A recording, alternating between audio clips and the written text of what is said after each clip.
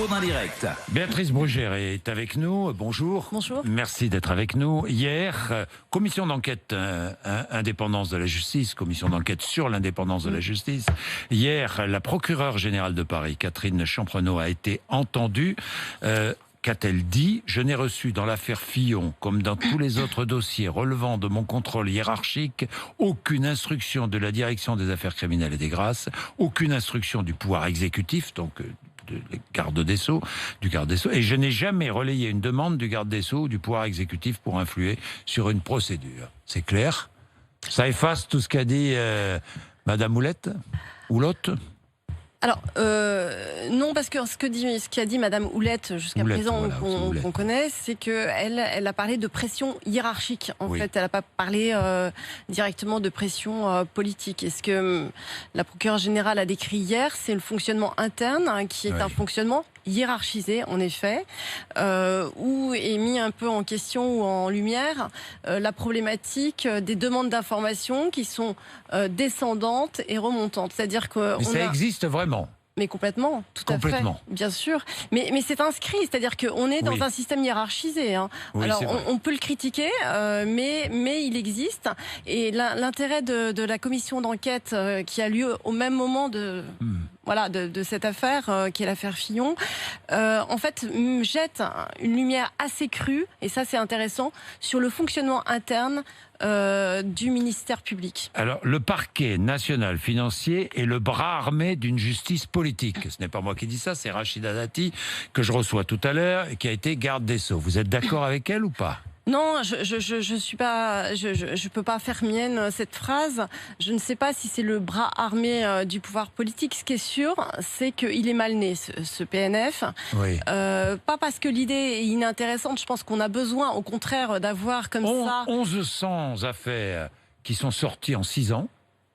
10 milliards d'euros restitués dans les caisses de l'État, grâce au travail du parquet national financier. Oui, tout à fait. C'est-à-dire que je crois qu'on peut pas, on peut pas être caricatural. On a besoin en France d'avoir une justice de pointe pour lutter contre la corruption, avec une vraie politique pénale. Alors bon, on n'a peut-être pas le temps de rentrer dans le détail de la manière dont le PNF est né, mais je vais dire sur le principe, c'est une bonne chose. Lutter contre la corruption, avoir des magistrats spécialisés, avoir des assistants spécialisés, avoir des résultats, je crois que c'est un objectif louable. La question, elle se pose pas tellement sur, j'allais dire, l'objectif, mais sur les méthodes et sur la manière dont est né le PNF surtout.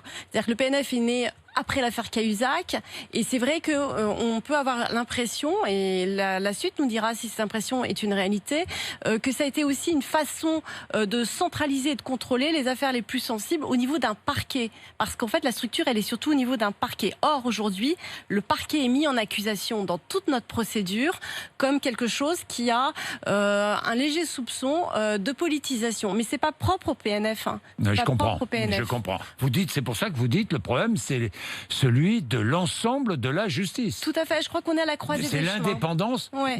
Ça veut dire quoi? Mais vous êtes clair, vous dites la justice en France n'est pas suffisamment indépendante, c'est ce que vous dites. Alors en fait, on a trop négligé la procédure. La procédure est un sujet sérieux. On s'occupe toujours des lois et pas de la procédure. Et quand on a un problème, on se rend compte que la procédure, c'est un sujet. Et la manière dont on choisit une procédure, qui fait la procédure, etc., est un enjeu capital. Par exemple, on a quand même quelque chose d'assez étonnant, c'est que pendant des années, les politiques ont hurlé sur le juge d'instruction, l'homme le plus puissant, etc. Et là, il est réhabilité comme finalement la procédure la plus intéressante au niveau du contradictoire. Les avocats et les parties ont accès au dossier. Voilà. Donc, on a quand même des revirements de situation qui sont assez intéressantes et qui démontrent quoi? Que en fait, on a une incohérence et un déséquilibre qui a été accentué au fil des années, où le parquet a eu de plus en plus de pouvoir au détriment justement du juge d'instruction, et on s'aperçoit que le parquet, c'est une procédure sur laquelle on a peu de contradictoires, pour pas dire pas du tout, et donc la problématique du PNF, c'est la problématique de l'ensemble. Ça je comprends, mais lorsque vous dites que la justice française n'est pas suffisamment indépendante, quelles sont les conséquences pour le justiciable, les justiciables que nous sommes tous en puissance? Je pense que la chose la plus importante, et elle n'est pas propre au parquet, c'est la gestion des carrières. Et là, il y a un soupçon permanent, c'est la manière dont les magistrats sont nommés, la manière dont ils font leur carrière, dont ils sont promus. Et il faut plaire pour être promu? Il faut en tout cas pas déplaire. Il ne faut pas déplaire. C'est déjà pas mal. Oui. Et en plus, on a des allers-retours dans des cabinets politiques. On a si vous voulez, des magistrats qui sont nommés après avoir fait des passages dans des cabinets politiques à des très hauts postes, encore récemment. Ce qui fait qu'on a un soupçon qui est assez délétère, pour reprendre l'expression de notre garde des Sceaux. Mais moi, je pense que c'est pas le soupçon qui est délétère, parce qu'il est toujours délétère. C'est le fonctionnement de la justice qui, aujourd'hui, dans son organisation interne, est complètement, si vous voulez, sclérosé, verticalisé. Et c'est ça qu'il faut changer. Le Conseil supérieur de la magistrature, c'est pas mieux. C'est-à-dire que les modes de nomination du Conseil supérieur de la magistrature, la manière dont on est représenté est également extrêmement sclérosée. Je vous donne un exemple. On est le seul corps aujourd'hui où une voix de magistrat n'égale pas un vote. On a un système à 2 tours, on est unique dans la fonction publique, comme au Sénat. Vous savez, on a des grands électeurs, on a je ne sais pas combien de collèges, ce qui fait qu'on a une surreprésentation de la hiérarchie aujourd'hui. Donc, le choix, il est assez simple, c'est qu'on est à la croisée des chemins. Soit on va vers le corporatisme en disant on donne tous les pouvoirs au Conseil supérieur de la magistrature, soit on reste sur notre système qui est entaché, si vous voulez, toujours du soupçon politique, avec des nominations qui ne sont pas du tout transparentes. Et on est en train de briser le lien de confiance en interne, mais aussi en externe, et aussi avec nos partenaires, qui en fait, mènent à ces scandales à répétition. Et ce qui est dommage, c'est que derrière, si vous voulez, c'est que l'écume. Vous avez plein de procédures, plein de magistrats qui travaillent tout à fait honnêtement et qui sont entachés de ce soupçon. Ça, c'est qu'une petite partie en fait des affaires.